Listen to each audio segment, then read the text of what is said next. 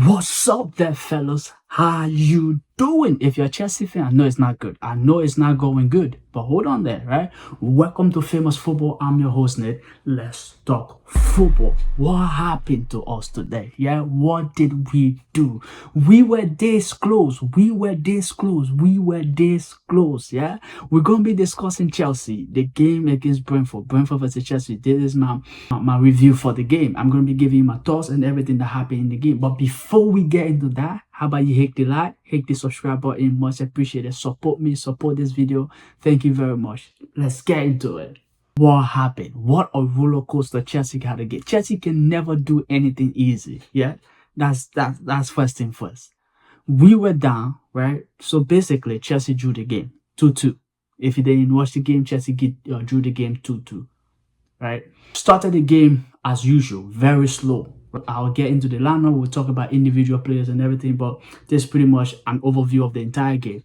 Chelsea started the game very slow. In the 35th minute, Brentford went up 1-0. Chelsea came back in the second half, equalized with Cole Palmer, and then went up 1-0 with Caicedo, and then fumbled the win with Fabio Carvalho, getting the equalizer for Brentford. So the game ended 2-2, right? But let's get into it. What do I think was the problem?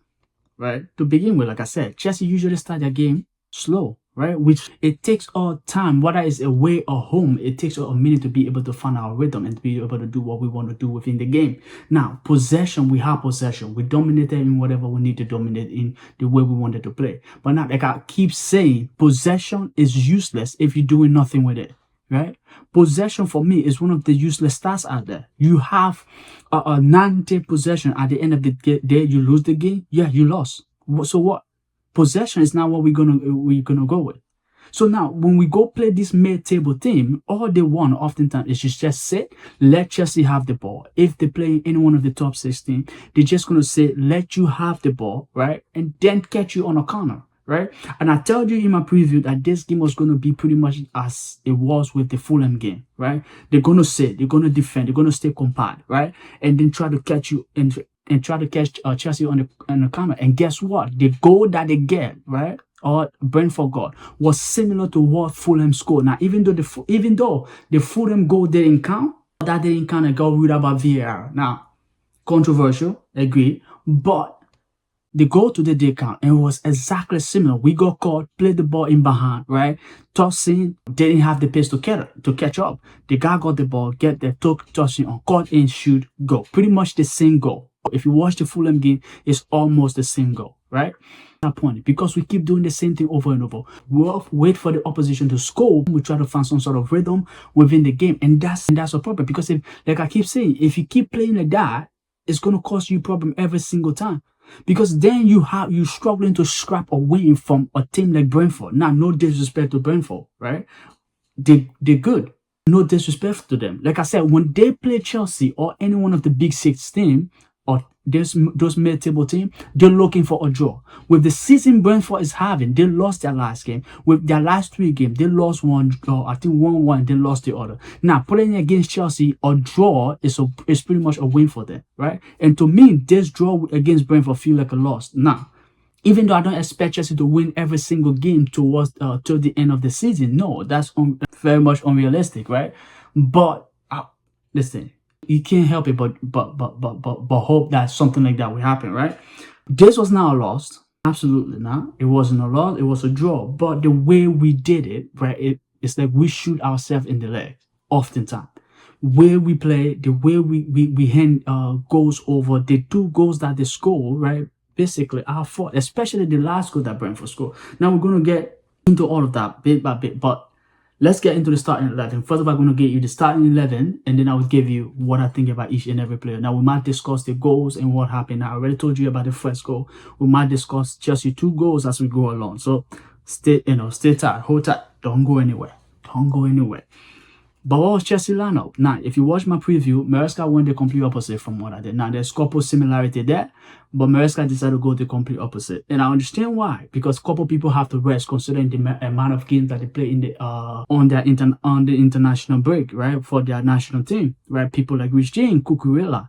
Now, Esteval wasn't even on the bench or didn't get to make the Chelsea team list because because of illness. Now, from Bolivia to Chelsea, too much for the kid. And I think it's his first time kind of going through all of that. So he's young too as well. So we understand why, he's sick, so he's out. And then you have to travel also to go to Bayern, Germany. This I think that's probably gonna be Tuesday or maybe Monday day off. And then they have to train again and then play on Wednesday, and then I think this coming weekend as well they're also gonna have a Chelsea gonna have another game. So I think giving him that break or to kind of recover is good. But let's get into the lineup. Heto did start instead of Cucurella. Now in my lineup I have Cucurella to start, and then you take him off and bring him in.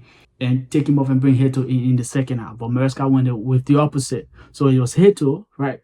So Heto, Chalobah, Tosin, Wesley Fofana, our usual centre-back pairing in Caicedo and Enzo. You have Buonanotte playing as a 10. You have Gittins, Neto, and then João Pedro, right? Now, let's start with Heto. Since the very first time I watched Heto play, I knew the whole inverting fullback thing is not for him yet, right? It's the same problem that we always have with Malo Gusto, that the whole inverting fullback thing is not for them. Now, he's still learning the system. So as of now, I don't expect him to be doing the inverted fullback thing or coming into the midfield, because we saw him getting caught on the ball multiple times, right? We saw him that he was struggling. You can tell that this guy is struggling. Now, it's not the case that he doesn't know how to play football or he's not a quality player. Now, the quality is there, right? We've seen the guy, we know the quality is there, the pace is there. But in that area, the midfield was crowded. A whole lot is going on. Anybody that play as a midfielder, right? It almost feels like that's the most crowded place to be on the pitch, right? So I think for him it was a little bit too much. He got caught on the ball. He made a couple mistakes here and there. Now, it was an okay game for him, right? Like, I don't expect, because like I said, he's still learning the formation. He's still learning the system. So I understand things going to take him a little bit. But I don't expect Maresca to be throwing him out there as well, And then, but he did okay. He did okay. Okay, right, for me. But Chalobah and Tosin, they've been phenomenal. They've been outstanding for us in terms of our centre-back pairing.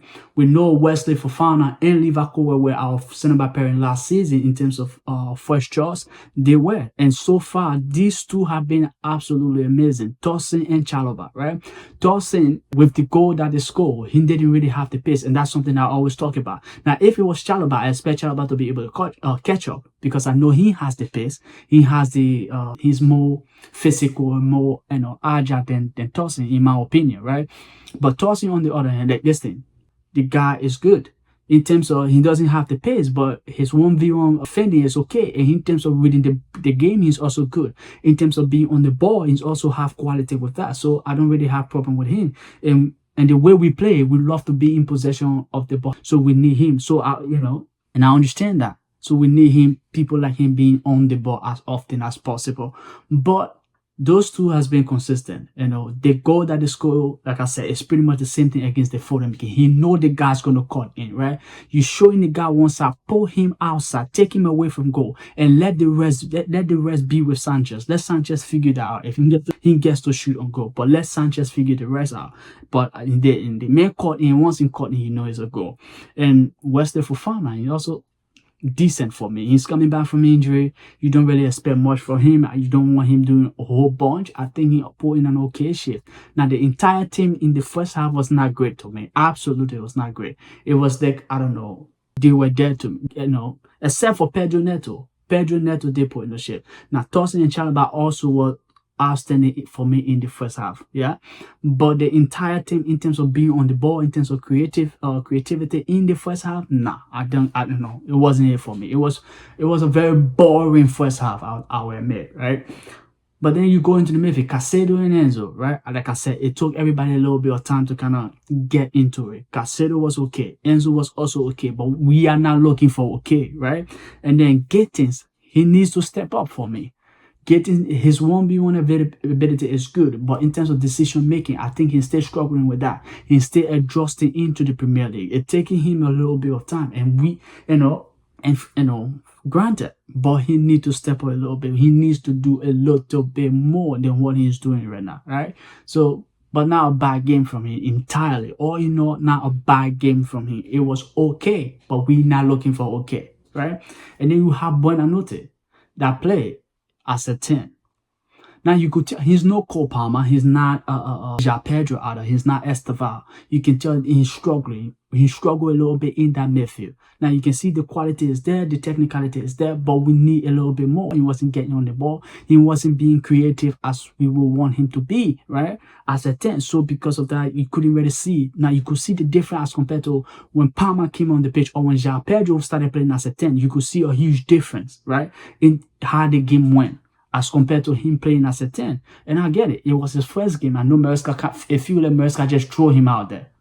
But he will need to step it up. Now, I don't expect him to be starting for Chelsea day in, day out. So, for somebody that is going to be giving Palmer a break, that's okay. That was fairly decent for me. Pedro Neto was one of our best players in the first half. I think in the entire game was pretty much one of our best players. In terms of taking people on or doing what he's supposed to do as a winger, he showed up. He did exactly as he was supposed to do. And congratulations to him. Now, he didn't get a goal or anything, but he was heavily involved. Like I said, you can count on the man in terms of defending. You can also count on him in terms of attack. He helped the team as much as possible. He created a chance for Palmer that Palmer should have buried. Now, for the quality that Palmer have, 9 out of 10 times that's going. And I guess today was one time that it didn't go in. It was a great save from Kalia, right? Because he was going in that direction and Palmer just played it. Now, so he was unlucky. But Ja Pedro, I think he also struggled a little bit. When I say he struggled, it's not like he had a terrible game, right? Because he wasn't really playing with the people that he usually play with. So now you see there, now Gittins and Buonanotte, I think there was a little bit of a struggle connecting with those two people.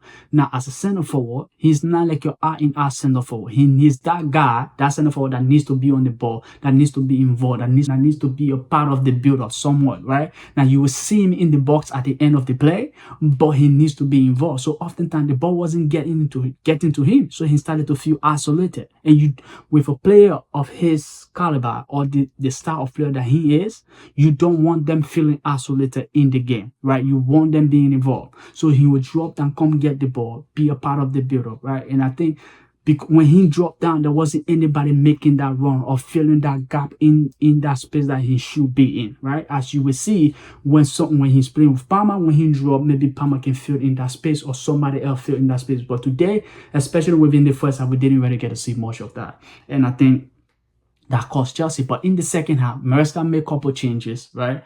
We have Reece James came on, Marco Cucurella came on, Tyrese George came on, right?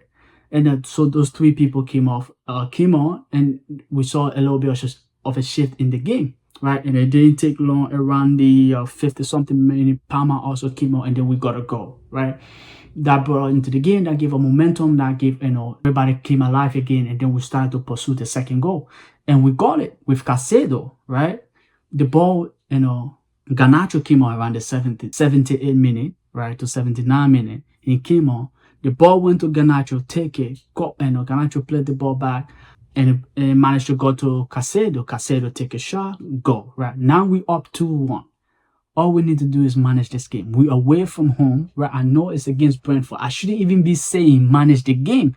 I should be saying, when I say manage the game, just keep possession or something. When I say, it's not like we should be packing the box or something. I shouldn't even be saying manage the game, because against Brentford, we should be up like 3, 4, 5, 9. Maybe you may say, okay, I'm being delusional here, but listen, with the quality of player we have, I think that should be the case. But it didn't happen. None of that happened. And then, within the 93rd minute, we conceded, right? Fabio Carvalho, he came on, ball came in, he managed, for some reason, he was by himself, right? By himself, tap in, go, right? And I think that's what you get. Sometimes, like, when you switch off in those type of crucial moments, because that's what happened. Because why would he be by himself? And I think the way of Fulham's setup is that everybody just crowded in the front. So it's like almost nobody was in the back, but that kid managed to find himself alone, and he got a goal from there. And that was, for Fulham, that's a win. For us, it feels like a loss, right? And, we all want more. Like, I'm disappointed that we didn't get the win, because considering the fact that we worked to get back, to take the lead, and then we fumble it, right? So that kind of, That kind of hurts a little bit. I'm not gonna lie, because with the competition that we have in the league, you have Arsenal, you have Man City, you have Liverpool. With what Liverpool doing now, if you keep losing point in games like this, it's gonna cost you at the end. It's definitely gonna cost you at the end, and we don't want to find ourselves in this position. Now we didn't lose, we got a draw, but that's 2 draw right now. So that's 2 draws so far in the season, right? In the Premier League. So that's what, 4 points lost? We've lost 4 points with 2 draw. I don't think that's something we want to keep doing. That as much, with Brentford, we should be getting the win against Brentford, but that didn't happen. So I'll say unlucky. But all in all, I was not very impressed, especially in the first half. Now, the second half, we show spirit. Like I said, we shouldn't wait to go down and to concede a goal before we start to find some sort of form to get back into the game. But because we have made this thing kind of like a habit. So if Chelsea can find a way to start doing what it's supposed to do in terms of getting the win, in terms of showing up in the game, burying the game as early as possible, I think that will serve us well. Now we're going to Bayern Munich on Wednesday. I'm going to be giving you my preview about that possibly on Tuesday. But before that, I'll be giving you my Premier League review as well. The entire Premier League, I'm going to be bringing my review to you. So stay tuned for that. Everything that's happening. Arsenal won today 3-0, dominant performance. We saw that. So I'm going to be giving you my review concerning every single thing that has happened. And then stay tuned for my preview for the Chelsea or Bayern versus Chelsea game. We're going to be seeing Nicola Jackson again. So stay tuned for that. But let me know your thoughts down below, guys. Much appreciated. Thank you very much. See you later. Hit the like button, hit the subscribe. Don't go anywhere. See you soon. Cheers.